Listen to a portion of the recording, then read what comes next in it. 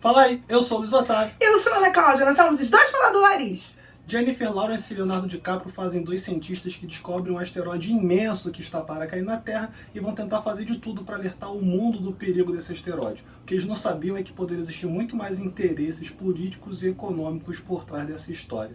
Esse é o roteiro de Não Olhe Para Cima, o novo filme de Netflix e o melhor filme deles no ano. Coloca a vinheta aí pra galera, Luiz Otávio.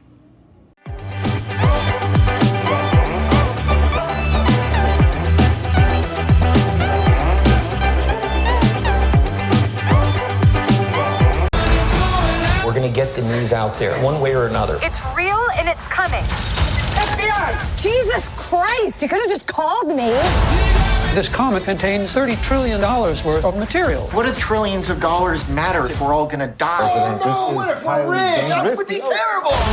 E aí, gente, lembra no meu coração de se inscrever no nosso canal. Se você não se inscreveu, se inscreve. Se você está inscrito, dá uma olhadinha se você continua inscrito, porque volta e meia desaparece as inscrições da galera aí, hein? Deixa seu like, seu comentário, a gente adora interagir com vocês. E nós vamos falar então... Eu sonhei que a gente tinha caído dos 1000. Mentira! Isso é um pesadelo, isso não é sonho, é pesadelo. Então não deixe isso acontecer, não deixe a gente cair dos 1000, até porque a gente já fez a live 2000. Inclusive, se você não assistiu, essa live ficou muito legal. E a gente vai falar então sobre esse novo lançamento da Netflix, que lançou no dia 24 de dezembro, inclusive uma data até muito perigosa. E um belo presente, né? Sem dúvida. Como eles confiavam no material? Vamos combinar que eles confiavam Primeiro, no material. grande elenco, Meryl né? Streep, Jennifer Lawrence, Leonardo DiCaprio, já DiCaprio. falou. Kate Blanchett, que ele já falou. E tem ainda uns outros. Timothée Chalamet, que está nesse filme, em meia hora de filme, ele está melhor do que todo o filme de Duna. Verdade. Até eu senti firmeza no rapaz com relação Ficou mais simpático? ao futuro dele como ator. É. Não apenas que ele vai talvez ter que fazer a continuação de Duna, mas agora ele tem até uma carreira pela frente, eu acredito. E outros coadjuvantes também, não tão famosos, mas que já tem um certo nome aí na estrada. Sim. Nesse filme, a única coisa que é realmente uma alegoria, por mais triste que seja, é o meteoro caindo. Porque todo o resto é assim, é esfregando na nossa cara a realidade do jeito que ela é, nua e crua. A gente percebe que os personagens, eles são, de certa maneira, caricatos, mas é triste a gente perceber que mesmo eles sendo uma caricatura, eles estão muito mais próximos do que a gente vive nos dias de hoje do que deveria ser. Eu descobri, inclusive, que esse filme é um filme meio que premonitório, porque, na verdade, ele estava sendo todo produzido em 2019, antes de toda essa questão pandêmica, mas ele se focava principalmente na questão da negação climática, né? Até porque o DiCaprio está à frente do elenco, da produção. E ele, então, ele se inspira, inclusive, num filme de 73, que é Don't Look Now, que inspirado no clássico filme Inverno de Sangue em Veneza, que foi lançado em 73. E, na verdade, esse filme, então... Don't Look Now é o nome em inglês desse Inverno de Sangue em Veneza, né? E aí, esse filme, o Não Olhe Para Cima, ele então faz uma grande paródia da realidade dos governos com relação à questão climática. E, claro, uma questão imediatista. Embora o problema climático demore-se muito tempo para sentir, e a gente já está sentindo E isso. isso explica porque que eles mostram tanto a imagem da natureza, então, no filme, né? Sim, porque ele está querendo... o principal foco não era exatamente falar da política ou de tratamento de catástrofes, mas do problema climático. E que você não poderia tratar o problema climático como qualquer outro problema social. Tanto que, em dado momento, eles vão falar sobre outros problemas que qualquer presidente de qualquer país seria chamado a discutir, a debater com seus assessores, com políticos, com empresários, como fome, doenças, pandemia, desemprego, crise econômica. Então, eles só estão tratando o problema do meteoro, do cometa, como mais um problema qualquer. Asteroide. É um asteroide que eles chamam. E assim... Cometa, não? É o cometa Debris, que eu ouvi falar. Debris. E que é muito curioso, né? Porque realmente a ciência, né? A astronomia tem esse hábito.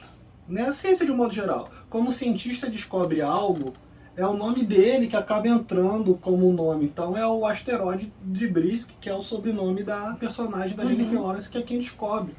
Só que é muito curioso como o filme aproveita isso para colocar como a sociedade começa a tratar ela, por ser a portadora da notícia, como uma ameaça. E a notícia que não era exatamente boa, né? E muitas vezes a ciência, ela não tem boas notícias para trazer, né? E aí o cientista, a pessoa que se debruça anos e anos para estudar um tema, ele fica realmente detentor de um saber, porque ele se dedicou para isso. Da mesma forma que você pensar em alguém que se dedicou a aprender a tocar um instrumento, depois de muitos anos vai ser alguém que tem um bom domínio. Pode ser que não seja um grande virtuoso de instrumento, mas ele vai ter o domínio, o conhecimento, pelo menos teórico, do instrumento. E aí é interessante a gente perceber como é que a sociedade hoje em dia, ela valoriza muito mais o talento, as ideias, os pensamentos, as opiniões, em detrimento ao conhecimento construído com o tempo, com o esforço. Tanto que ela é uma estudante, ela nem terminou os estudos dela. Ela está tentando, ela está tentando, inclusive depois disso, ela entraria, se o mundo não acabar, ela entraria tranquilamente, né? Eu aprovaria a entrada dela. Não vamos dizer se o filme acaba ou não, tá? Vocês vão ter que assistir isso, porque é sem spoiler. E aí, eu acho que é muito interessante, porque eu, de certa forma, vivi isso há algum tempo atrás, não porque eu não descobri nenhum cometa.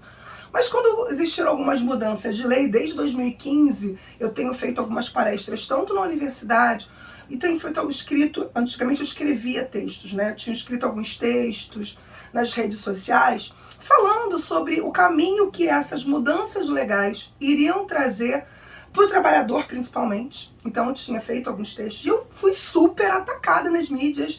As pessoas, assim, um monte de gente veio escrever, depois veio falar comigo, veio mandar mensagem pelo WhatsApp, criticando super aquilo que eu estava falando. E hoje, 6 anos depois, eu vejo que muitas pessoas estão falando o mesmo que eu falava naquela época, e chegando à triste conclusão, a mesma triste conclusão que eu cheguei, mas porque, infelizmente, não porque eles pararam para pensar, ou até mesmo para pesquisar ou estudar sobre o assunto, mas porque eles estão vivenciando aquilo que eu vinha falando já desde 2015, que eu vinha falando que essas mudanças na legislação trabalhista, que notem, não é apenas do Michel Temer ou do Bolsonaro, não, já começaram desde o governo Dilma, né, quando começou a crise de 2016, alguns caminhos que foram escolhidos de questões neoliberais, né, iam pintar a situação de trabalho, a precarização do trabalho, e do trabalhador, e por consequência a própria economia, já que a nossa economia é muito baseada no consumo. Então eu lembro que eu fui super atacada. Eu fui perguntado, né, em muito menor escala que você, claro,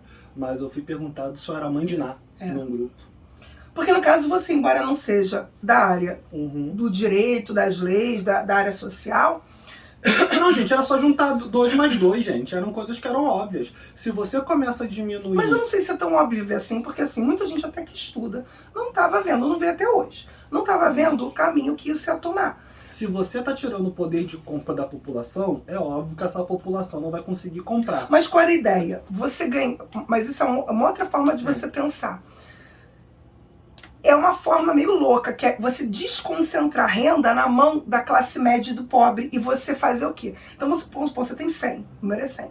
Em vez de você dar 50 para um, e pegar esses 50 e distribuir para os outros 100, o que você faz? Você continua dando 50 ou 60 para um, e agora você pega 40 e vai distribuir, mas isso não faz entre sentido. 200. Exatamente, porque essa aqui é a ideia deles. Mas não porque faz eles pensariam, sentido, porque você pulveriza. Exatamente. Você não aumenta o poder de compra. Essa aqui é a premissa errada. Por que acontece? Exatamente. Eu tenho mais gente com dinheiro na mão? Sim, porque eu tenho mais pessoas que estão trabalhando? Sim, mas essas pessoas podem comprar o quê com esse pouco dinheiro que foi distribuído entre elas? Nada. E aí você acaba descapitalizando a indústria, o comércio, uma série de vários setores, e você acaba enriquecendo outros setores, como o bancário, por exemplo, já que as pessoas acabam se endividando, acabam tendo uma série de problemas e dificuldades de pagar suas contas, enfim. E aí as pessoas fazem o quê? Falam para você não olhar para cima, ou seja, não olhem para o problema que no filme é representado pelo asteroide. Ou não busquem nenhum tipo de conhecimento. Inclusive, há uma frase muito legal no filme, que eu acho que não chega a ser spoiler, que é olhe para baixo, que é exatamente o contrário do tema. Então tem 2 temas, duas grandes hashtags. Siga caminhando um passo atrás do outro, olhando para baixo. Quem olha para baixo não consegue ver o que está diante dela. Então, assim... E se coloca em perigo, inclusive. Sim, porque Porque não não sabe pra consegue onde ver o tá que indo. Nem só, você não consegue olhar nem só ao que tá acima, mas quem tá na sua frente. Sim. Que você tá olhando pra baixo. Sim. Então você não vê o passado, você não vê o futuro. Você precisa ser você guiado. foca no agora. Porque se você só olha pra baixo, você só consegue andar num caminho que já foi construído por alguém. Se tiver uma linha, por exemplo, pra você seguir, fica até mais fácil. Mas pra onde essa linha tá te levando, você não tem Outra noção. coisa também que eu queria falar sobre esse filme é que não só como a questão da opinião, né, que ele mostra como as pessoas se portam muito mais com a opinião, mas como elas são veiculadas, assim. Como as pessoas fingem se importar também. Então o Chris Evans, por exemplo, faz uma ponta, que ele faz um ator que vem com aquele discurso que a gente já está cansado de escutar aí, que as pessoas vêm tentando posar de pacifista, ou de pessoas... Gente, já estamos muito divididos. Para que a gente vai ficar brigando Vamos mais? nos encontrar no meio, onde nós estamos em consenso. Mas o problema é que não há consenso. A verdade é o seguinte, gente, não há consenso.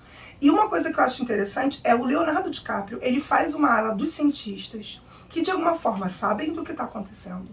Não querem lidar com esse problema, não querem assumir essa responsabilidade e as consequências de ser alguém que defende ideias, que sabe que ele sabe que é verdadeiro, Sim. mas que ele de alguma forma está aproveitando a onda do momento. É porque o Leonardo DiCaprio ele acaba representando aquela pessoa que alerta pro problema e o sistema de alguma maneira consegue cooptá-la. Então, Pra você fazer vai parte do encontrar, discurso. por exemplo, advogados que eu vi falando, por exemplo, Sim. na Globo News, falando, não, isso aí vai ser bom por causa disso. Não foi bom nada, era óbvio que não ia ser bom. Mas a reforma da Previdência, isso aqui vai ser... Você vê economistas, Você não vê professores médico de falando que direito, vacina é um problema sério? enfermeiros, pessoas da área da saúde como um todo. Você vê pessoas falando dos perigos da vacinação. Então você vê que eu acho que ele vai simbolizar Os esse perigos, grupo, né? Você vai pegar o Leonardo DiCaprio, para mim simboliza esse grupo que de alguma forma ganha fama, ganha prestígio e ele gosta desse carinho que ele recebe, porque normalmente quem é da ala da ciência não recebe esse carinho Não. midiático. Não. Então, naquele momento, ele era um cara que ele estava no ostracismo, ele nunca tinha conseguido um grande lugar. Mas como ele é alguém que tem conhecimento científico, mas ele se amolda a como vai transmitir isso de forma a não passar toda a realidade e permitir que os detentores do poder da comunicação distorçam o que ele está falando, porque ele vê claramente que aquilo está sendo distorcido, mas ele se permite participar daquele circo e de alguma forma receber algum tipo de prazer e de proveito com isso. E isso é muito interessante, muito bacana. E do outro lado, Você tem a Jennifer a Lawrence, Jennifer que sofrendo tá desesperada. só pancada, É porque o filme não aborda, não é o objetivo do filme como abordar também isso. uma ala do servidor público, porque aquele cara que trabalha na defesa, ele é uma ala do serviço O público, funcionário da NASA, né? que de alguma forma está tentando também trazer informação, mas é desacreditado, ignorado o tempo todo. Que também parece com umas coisas que nós vemos aqui durante a pandemia, né? Mas o que eu queria falar sobre a Jennifer Lawrence é que apesar do filme não aprofundar essa questão, né, ela de certa maneira representa também como de alguma maneira o cientista tem dificuldade de se colocar diante da sociedade. Claro que ela é colocada numa situação extrema, de novo, não é isso que o filme quer debater, as situações que ela é colocada também realmente não tem como ela se segurar. Ela também ela tá no limite, porque na medida que ela vê que ela não é escutada, ela não é ouvida, ela se vê num desespero que ela faz ela perder o controle. E como ela é mulher, também tem aquela questão de que você, como mulher, e é colocada numa situação extrema que te faz perder o controle, e você, de alguma forma, reage a isso, sendo mais enérgica, falando mais alto, ou até mesmo gritando, o que você fica ouvindo que as pessoas falam? É maluca. É desequilibrada, o estilo é dela louca. não é um estilo Ela é toda tão diferente. atraente no filme, né? E o Leonardo DiCaprio é bonito, sabe ser simpático, mas eu acho que, de novo, teve uma pessoa que comentou comigo dizendo que o filme que o filme não aprofundava muitas questões. Que o filme não aprofundava muitas questões. Mas assim, por que tu repetiu? Se ninguém ouviu na gravação por causa do barulho. Ah, tá, obrigado. Só quis ser tecla SAP. Obrigado. De nada, só quis ser gentil. Aprendi com o povo de Mianmar. Ah, tá. Eu discordo totalmente, assim, o filme é altamente didático.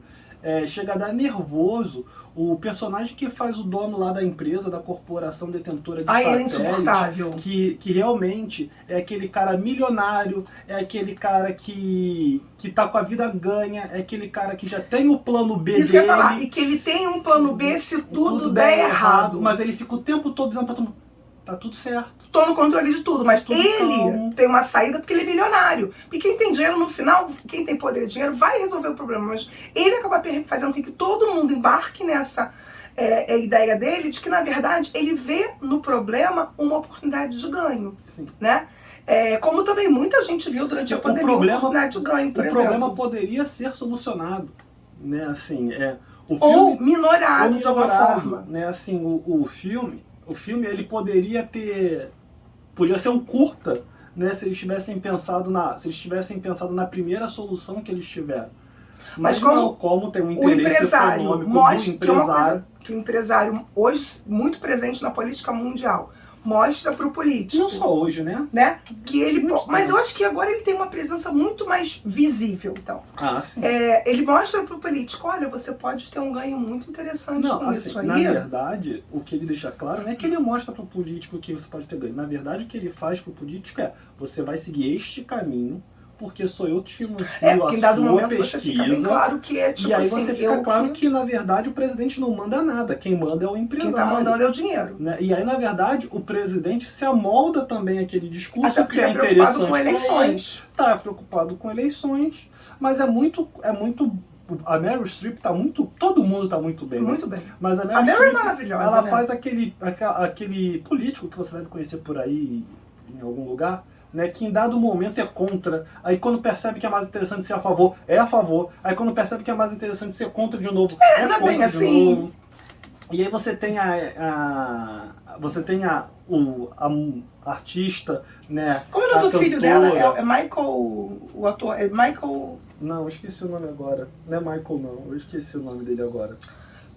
Mas você tem ali o filho da presidente, que é o... Deixa eu pegar aqui que eu vou olhar o nome dele. Que é o chefe de gabinete. De gabinete, que é até engraçado, porque em dado momento perguntam pra ele se ele é filho da mulher, e 10 minutos depois ele chama a mulher de mãe, né, a presidenta. Então, assim, é um filme que é muito mais parecido... É Jonah Hill? Jonah Hill. É um filme que é muito mais parecido com a realidade do que a gente gostaria que fosse. E incrível, gente, como que isso se repete. A gente, ao mesmo tempo que a gente sabe que tem muitos ali arquétipos presentes na política americana, no governo americano, mas também no brasileiro, né? Eu não sei se você... Eu não conheço a política de outros países tão bem pra dizer se você pode ver. Mas essa coisa do filho participando é muito engraçado. Com o presidente, se alguém tão importante na formação da opinião e no trabalho do presidente, a gente vê isso muito nos Estados Unidos e no Brasil. A gente acabou de ver a série lá da Índia, que você vê que tem lá o político e ele já tá botando o cunhado. Então isso, infelizmente, é no mundo todo. O nepotismo é uma realidade. A única coisa que pode proteger a gente do nepotismo de alguma maneira é o voto, né? Por isso que assim, eu sou cada vez mais contra a reeleição, de qualquer cargo político. Eu sou cada vez mais contra, porque embora eu acho que a pessoa é bom, tá fazendo um bom trabalho, porque ele não pode continuar. Eu acho que deveria haver, tipo, uma forma de quarentena que pudesse retornar muito tempo depois, tipo, sei lá, 10 anos depois. Eu acho que não houvesse a possibilidade... Foi presidente? Foi reeleito? Não pode se candidatar a mais nada. Não, mas nos Estados Unidos é assim. Mas eu acho que eu não permitiria a reeleição, nenhuma reeleição, nenhuma. Porque você acaba colocando, como aconteceu com no Rio de Janeiro, por exemplo, teve o Garotinho, foi duas eleições, depois foi a Rosinha, depois a Rosinha, mas de novo, você acaba perpetuando com outras figuras, né? E que eu não acho que de repente seja legal isso. Mas eu acho que talvez você pudesse fazer, inclusive, uma proibição familiar, né? Tipo, nem você, nem ninguém da sua família. Vamos renovar. É o suficiente. Aí você que já você tá sendo antidemocrático. 5 anos, entendeu? Você fala assim, nenhum parente seu pode se candidatar. Pra evitar Não, esse amor, tipo mas de aí- situação mas de que aí- você bota uma outra pessoa de Mas aí fantoche, você entendeu? está limitando a liberdade do cidadão em se Mas que candidatar. fosse temporário. Aí depois você espera, talvez, sei lá, mais 5 anos ou mais 10 anos, depois a pessoa poderia se candidatar. Mas você teria algumas quarentenas pra tentar exatamente trazer renovação. Então você não pode botar uma quarentena numa pessoa por causa de Exato, outra. porque aí você tira a política das pessoas e traz de volta para os partidos e para as filosofias e ideologias realmente. E você aí não já tem é partidos outro tão debate. frágeis, essa é meu pensamento. Aí já é outro Partidos debate. tão frágeis, ideologias tão frágeis e tão manipuláveis, porque aí você acaba tirando, desvinculando de pessoas e vinculando a projetos. Não, mas Aí mesmo que eu acho quando muito você mais tinha menos importante. partidos, você tinha as figuras. Você tinha o Mário Covas, você tinha o Brizola.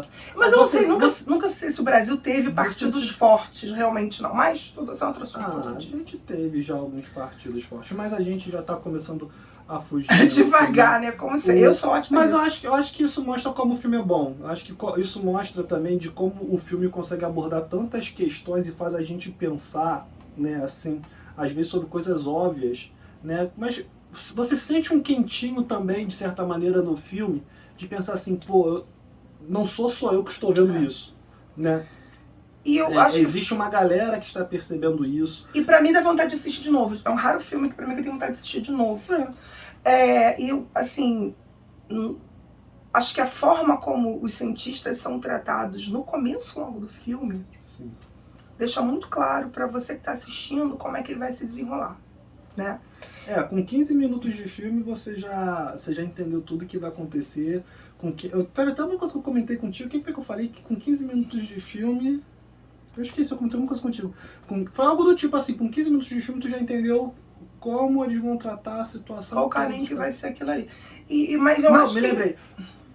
Foi isso que eu falei, não. Foi que com 15 minutos de filme você já consegue perceber que o filme tem uma estética um pouco diferente, ele tem um ritmo e uma proposta um pouco diferente. Que é muito bom. A montagem ela é um pouco mais lenta do que você normalmente vê num filme. Ele não é um filme de arrastado. ação. Ele até poderia ser um grande filme de ação, porque muitos filmes de ação famosos de Hollywood têm essa temática de o fim do mundo, vai, proposta, né? E não é essa a ideia. Mesmo nesses filmes de ação, você tem um cientista que alerta, aí ninguém ouve, aí depois mostra, Tem o herói. mostra ele morrendo no final. Então, E mesmo houve esses ser um filmes de herói ataque, salvando todo mundo. que tentam fazer um carinho no cientista, não fazem carinho nenhum. E eu acho bem interessante essa forma de fazer.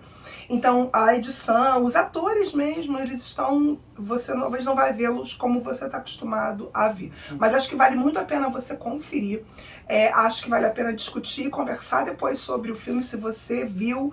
Comenta aqui o que você achou, o que você entendeu. Tem muita gente, inclusive, fazendo brincadeiras de associar personagens e associar a personagens da nossa política. Se você é a favor da reeleição ou não.